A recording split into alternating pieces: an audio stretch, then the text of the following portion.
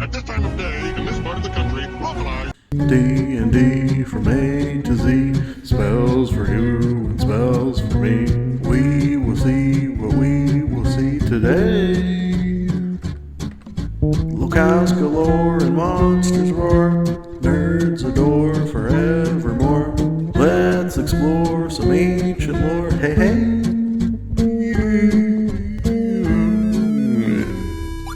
Hello, welcome. My name is Jordan Maywood, and I am the Alphabetical DM. This show is one in which I review, for some God knows why reason, every monster, spell, location within the game. I also have a main subject. Look at me pointing at things like a weatherman would, while looking at a screen up there, although the camera's here. Getting pretty good. What episode is this? 17. Took me 17 episodes to figure things out. I immediately regret saying that because obviously I'm going to start screwing things up pretty quickly. I should say, that's sort of in line with that, I suppose, that just about everything I say in these things will be opinions. So please be aware of that fact, because when it comes to D&D, there's no right or wrong unless you're doing it very wrong by, let's say, throwing your players into an actual dungeon and murdering them. That would be wrong. Let's move on to the main subject of today's episode by pushing that button.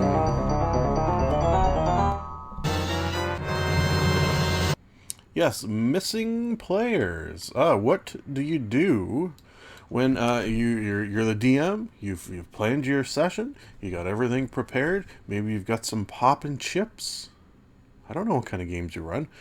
And then a player doesn't show up, or two, or God forbid, all of them. Every once in a while, I'll see a Facebook post where it's a DM who, did all this planning and preparation, as you do as a DM, and then, nobody showed up, and it just breaks my heart more than anything. So, this doesn't account for that situation so much, because that is very bad and mean, and if you do that to your DM, you're a horrible person.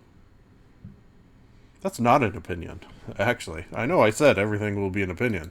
That's not an opinion. Okay, so what I'm sort of how I see, a professional would have edited that out, but we don't edit in the Alphabetical DM place. Although we probably should, obviously. So I decided to do this from the point of view of how I do things, and then maybe that will either give you ideas or straight steal this. Whatever you like. Maybe you'll hate it. And maybe, okay, how about this? Maybe your hatred of how I do things will give you ideas for how you want to do things, because you'll do the exact opposite. So the way my groups will decide when the next game is, or there's many ways to decide when the next session will be. So there's set schedule.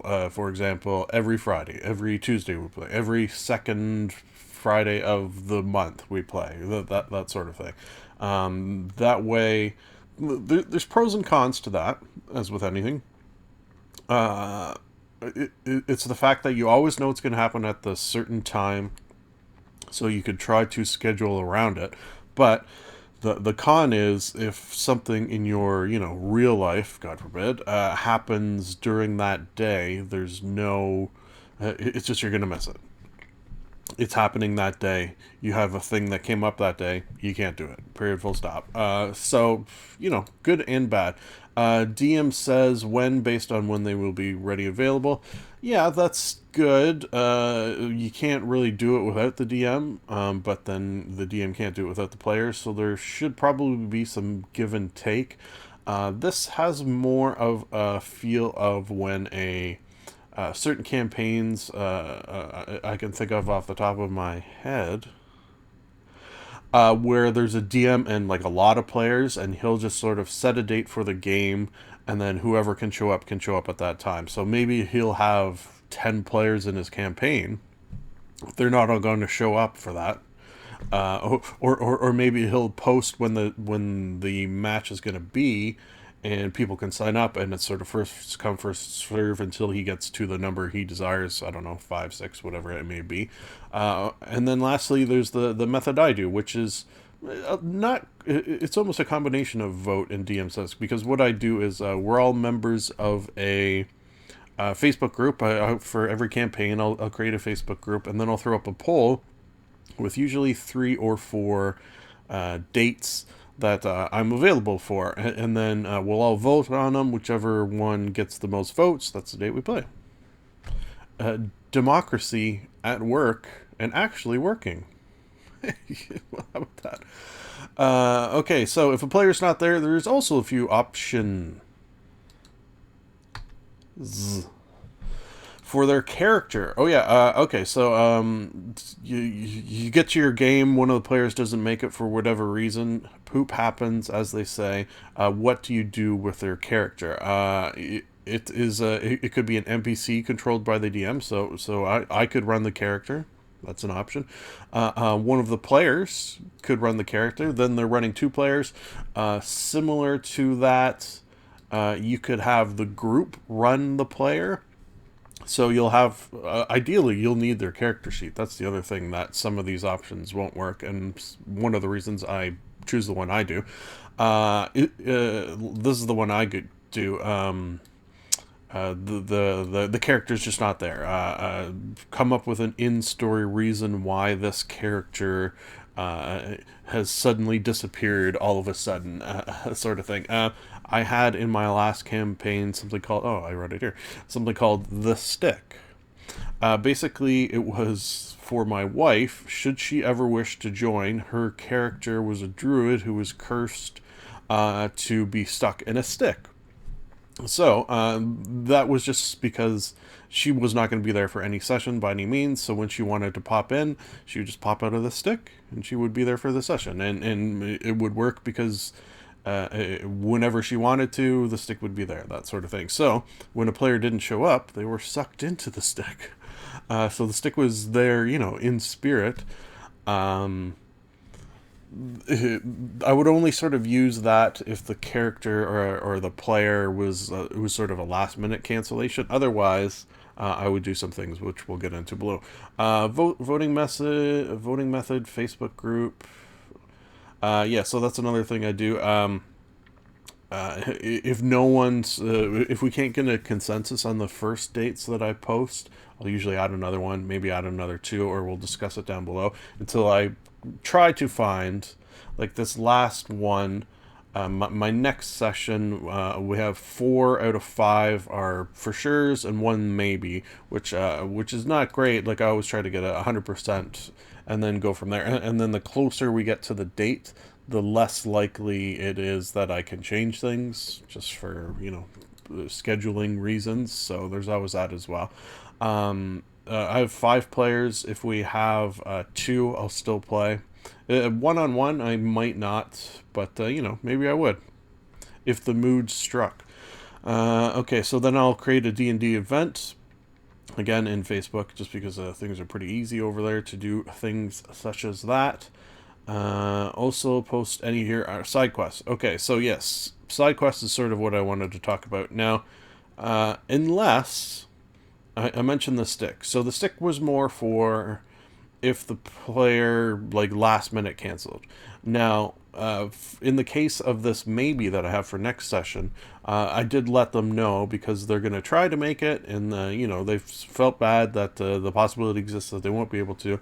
I'm going to do what I like to do for characters, which is a side quest.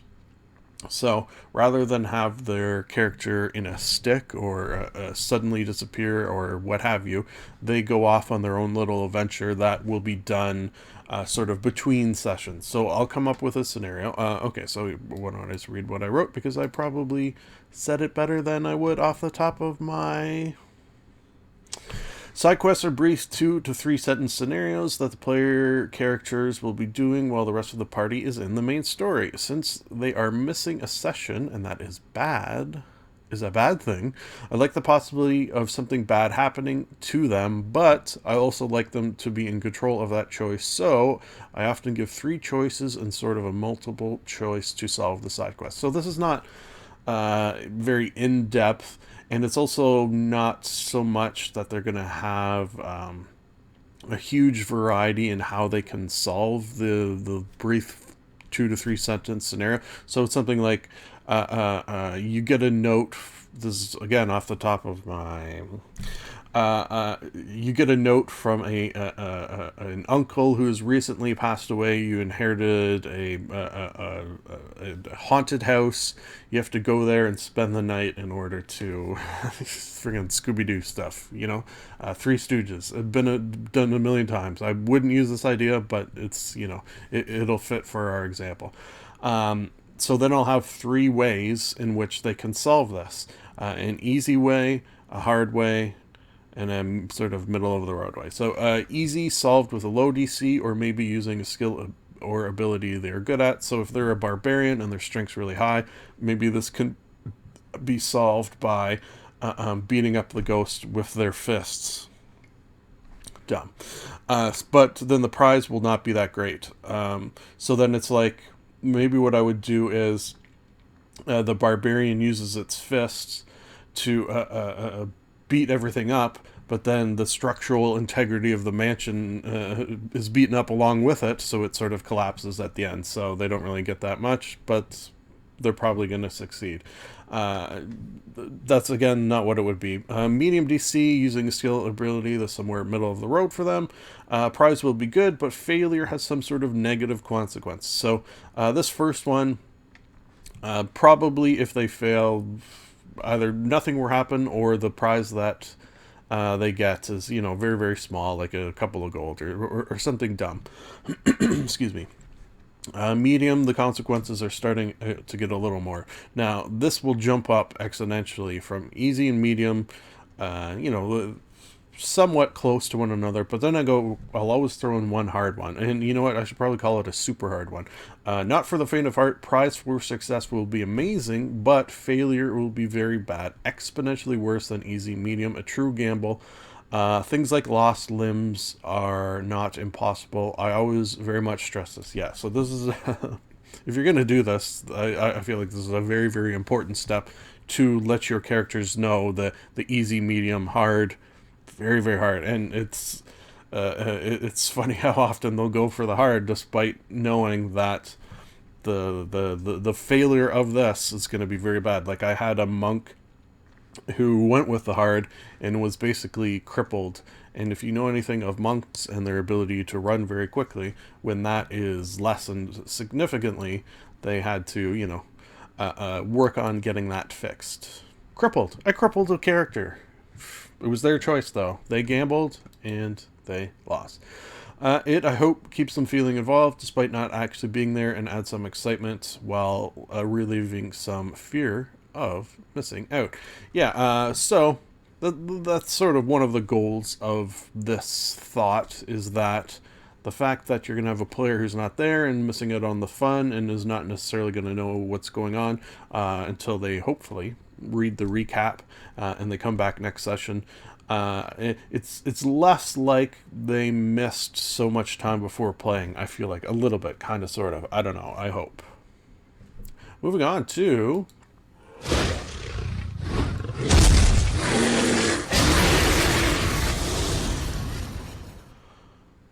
folks, we did it. We did it. We made it through all the adult dragons. Last but not least, the adult white dragon.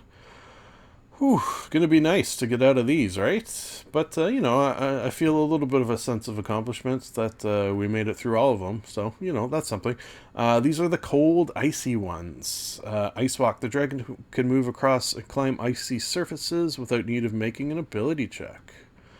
Legendary resistance, as you do. Frightful presence, pretty standard. Cold breath, of course, because it's the sort of icy one. And I think of the adult white dragons, and dragons in general, whites are usually the least, quote-unquote, powerful, just in terms of challenge rating and things of that nature. Definitely intelligence. What's it? Oh, yeah, see, it's intelligence for dragon, 8. That's very, very low. Excuse me.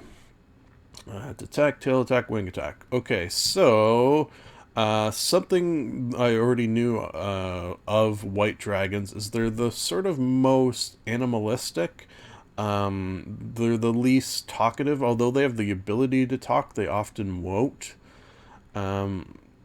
Primal, vengeful. Yeah, they're also probably one of the meanest, just in terms of spiteful meanness. And also, they have like a photographic memory, which is interesting.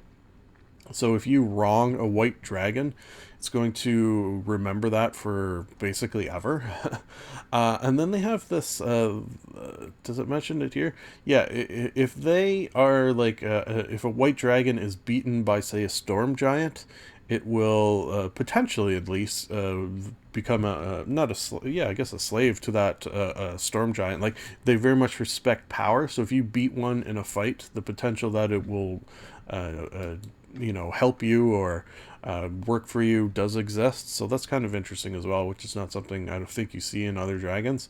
So rating wise, despite the fact that they are not as quote unquote powerful, I like that they're a little different than other dragons, that they're more stronger than dumb, and then the whole cold aspect is fun. Jeez, rating wise, they are cool to look at as well. Probably we'll have to assume the most racist of all dragons, so take some marks off from that. I'm gonna go a solid 3.9 minus 0.8. Huh? Convoluted ratings at their finest.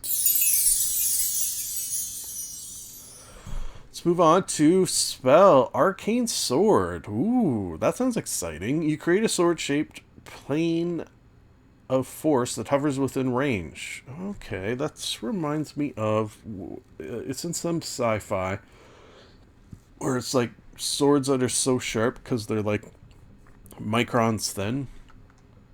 Plane of force sort of reminds me of that. When the sword appears, you make a melee spell attack against a target of your choice within 5 feet of the sword. On the hit, the target takes 3d10 force damage. Oh, pretty good. Until the spell ends, you can use a bonus action on each of your turns to move the sword up to 20 feet to a spot you can see and repeat this attack against the same target or a different one. Level 7. Okay, yeah, so you need a miniature platinum sword with a grip and pommel worth 250 gold pieces. It doesn't say the spell uses it, so you just have to buy that once, but still pretty expensive in terms of material components. Concentration up to 1 minute, bard and wizard. Okay, so powerful. Any spell that it is concentration that lasts for a minute, that can deal damage on each of your turns, especially as a bonus action. Very, very cool. Force damage, also good because not many things are immune to force damage. I believe, I feel like I'm saying off the top of my head a lot for some reason. Off the top of my head, I think even like ghosts and incorporeal things are going to take damage from force damage, so that's good. I'm gonna go, you know what, should I give it a 5? Then it's just the fact that it's like a cool, you could probably make it look like, with your DM's approval, although if I was a DM, I would pretty much allow it to look like anything, why not? Look like a cloudbuster sword, eh? If you're gonna go just giant swords floating in space around that you're telling, go kill that guy. I'm pointing over here. Very, very cool. I think I could go a 5 on an arcane sword. And then the name, too, sounds pretty cool. Like, that could be a lot of things. Jeez. I like an arcane sword. And what do we see picture-wise? Look at this guy. I don't know if we're going to see an actual example of one sort of flying around somebody as they're... The only kind of interesting thing, and maybe we'll give it a 4.9 because of it, is the fact that it's 20 feet that you can move it. The sort of vast majority of creatures' movement speed is 30 feet. So as long as they use 25 feet of their movement every round, they could run away from it. So that's kind of interesting. One little drawback. So, yeah, we'll go 4.9. But still, a solid, cool spell. You have arrived at your destination. Like it. Let's move on to AEAREE-KROCAA. Not to be confused with the AEAREE-KROCAA. Interesting. Who, where, what, why? Established disestablished. This is the first time we've seen this in our locale going throughs, ratings, I guess you would call them, because this is an empire that used to exist. So I didn't know things like that existed in this, which I suppose makes sense because the world of Faerun, the Forgotten Realms, has changed very much over the years, and this is a long, long time ago, 30,000 years ago. Plus, what's the year now in the Forgotten Realms? It's like 13, 14? Is it somewhere in there? I don't pay attention to that too much. But still, this is a long time ago. And it was home to a race called... where is it? It says it here somewhere. The AEAREE. Is that how you would say that? AEAREE. So they are an interesting people. I actually looked at them too a little bit for the scenario, which we'll get to in a moment. They're one of the creator races, which makes sense that they lived a long time ago. They are the creators of... You could probably do the math on this. In fact, when you Google them or this locale, you're going to get a picture of an AEAREE-KROCAA. I think they look more like this. Or is this here? Yeah, here's a good example. So they created a race that looks a fair amount like them. I suppose that kind of makes sense. Maybe this is a picture of that creation happening. I don't know, but that's cool to think of. So I guess I didn't know of the creator races, but just to sort of delve into it a little bit, 5 creator races. So, for example, these ones, the Saur creators of the snake-type people, and then these AEAREE created the sort of bird-type people, and things of that nature. Very interesting lore that I actually hadn't delved into before. So this is sort of world-building type stuff, which is very cool. And this was their empire, so for that reason, and the fact that we haven't seen anything like this in our reviews yet, which is exciting for me, I'm also going to go 4.9, just like I did with the spell. Sometimes I like when they go hand in hand like that. Let's move on to...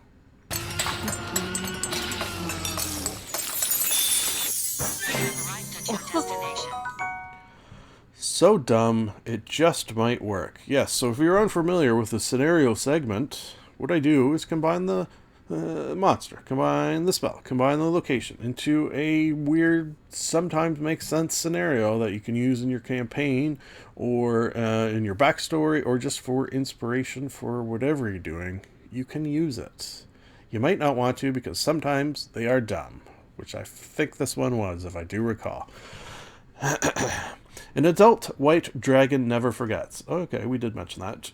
Could be a saying as they have photographic memories. This includes stories passed down through the generations of the battle and the empire of the AEAREE-KROCAA.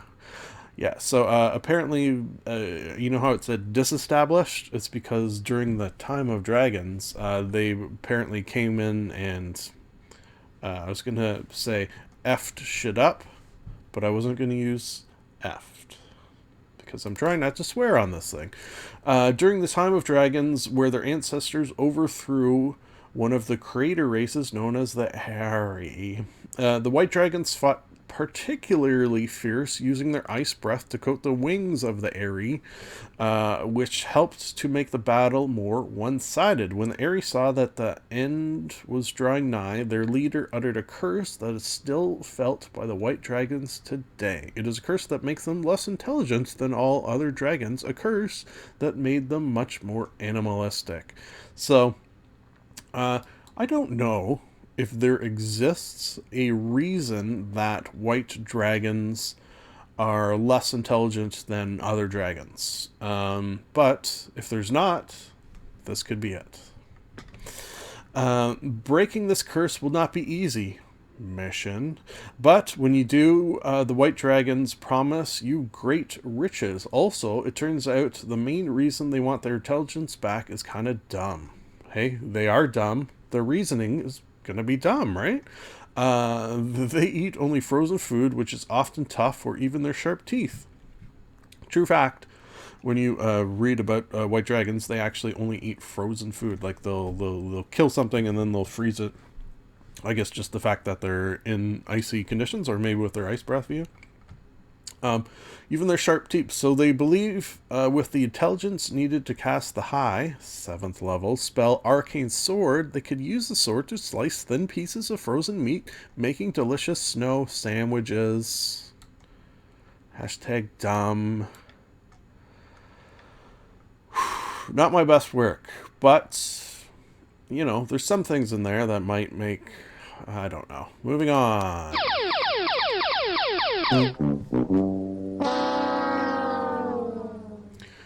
Viewer, still in quotes. Maybe I should just take it out. Should you have questions that I could answer on this thing, please throw them down into the Underdark below. There has, from my perspective of recording this, been 7 or 6. I can't remember. 6 or 7 episodes, and I haven't yet had a question down below. Haven't had negative comments, so you know, that's pretty cool. On a YouTube channel, no negative comments. Hey, no complaints there. So still viewer and questions until such time as someone leaves questions below that I can answer. Until then, taking from Facebook groups of the D&D variety, because there's just a real poop ton of questions in those that are, you know, fun to skim through and answer. So I'll use those. Why not? This one was, do you limit how many times your player can rest, and how do you go about it? So I think I've seen things similar to this question before, where it's DM's sort of planning thing. Well, let me just read what I wrote. I think in general I've been blessed with good players in this regard, meaning they follow the logic of the world, and that as nice as it would be to have a long rest mechanically between each encounter, that is not something that would make sense from an in-game perspective. And if that was not the case, things I would do are. So basically, as long as your players are not are following the game logic and not using mechanics to bolster themselves even when it doesn't make sense to do so from a logical perspective like this. Like, you could have them go into a fight with all their abilities, all their hit points, everything, all their once-a-day abilities, pass through that with flying colors. They've used those, then the next fight they're not going to have some of that, and then as the fights progress throughout the day, they're going to have to think more and more about what abilities they have left.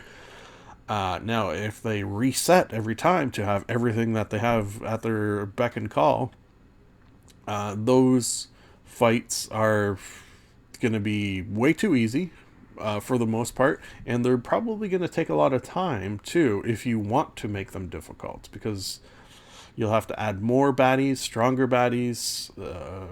It's not going to be easy. So things that you could do to avoid that situation are pay attention to in-game time. Traditionally, I'm pretty loose unless I need not to be, like for a town that is resetting in time, for example. True example.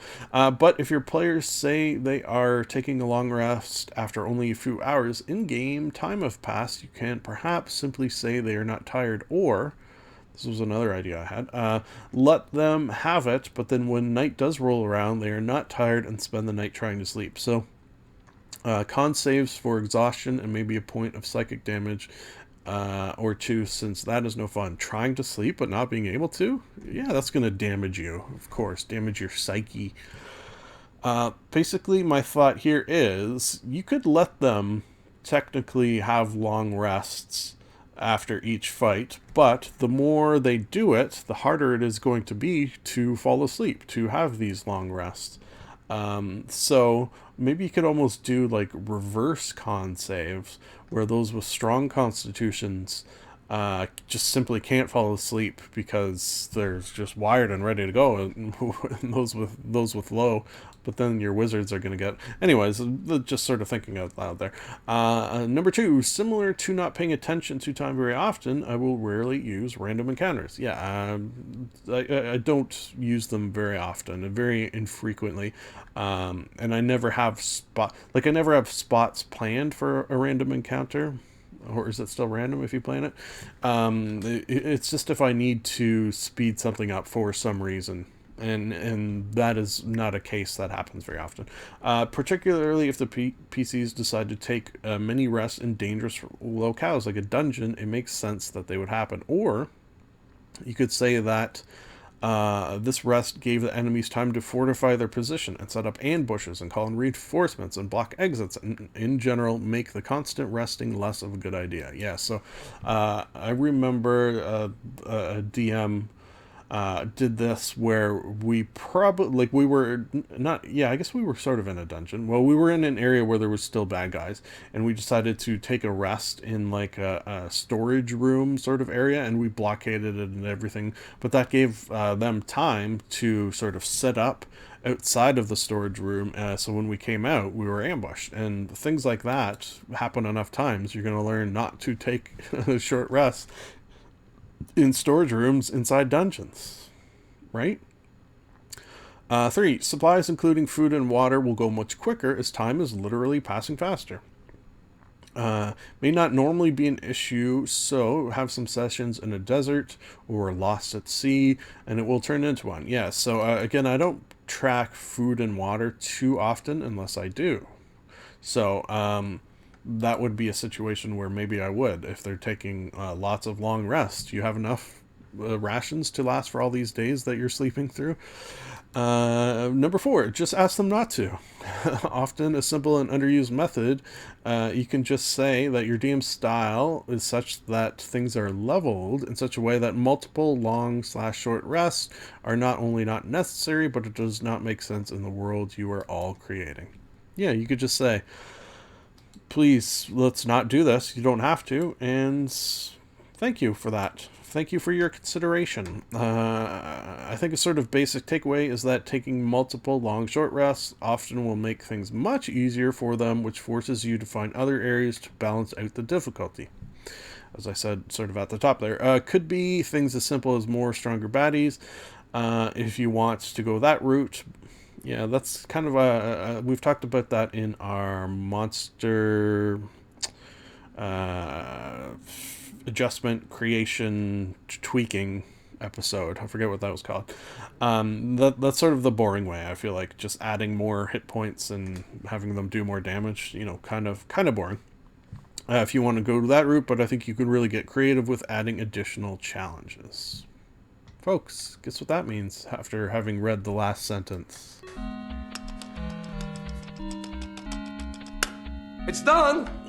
It sure is, Jean-Claude Van Damme. It sure damn is.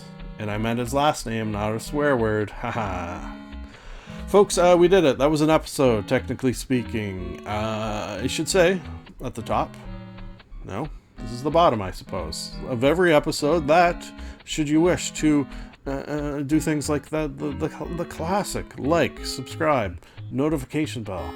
I don't like to ask for that, so instead I bribe for them by saying, when we reach certain levels, I'm going to be donating to this lovely organization. TakeThis.org, which deals with mental health issues in the world of sort of gaming, so deep place in my heart. When we reach 100, we're at 30, we're a third of the way there. I'll be donating $10 when we reach 200, when we reach 400, when we reach 800, plus. When eventually, who knows, we reach that level where this channel starts making money, half of all proceeds, again, will go to TakeThis.org. So, you are basically a non-D&D style monster if you don't click a few buttons, is what I'm saying. Huh? Alright, I guess we did it, which leaves the final thing to say as I look for the stop recording button, as I always do. It's nice to be nice to the nice.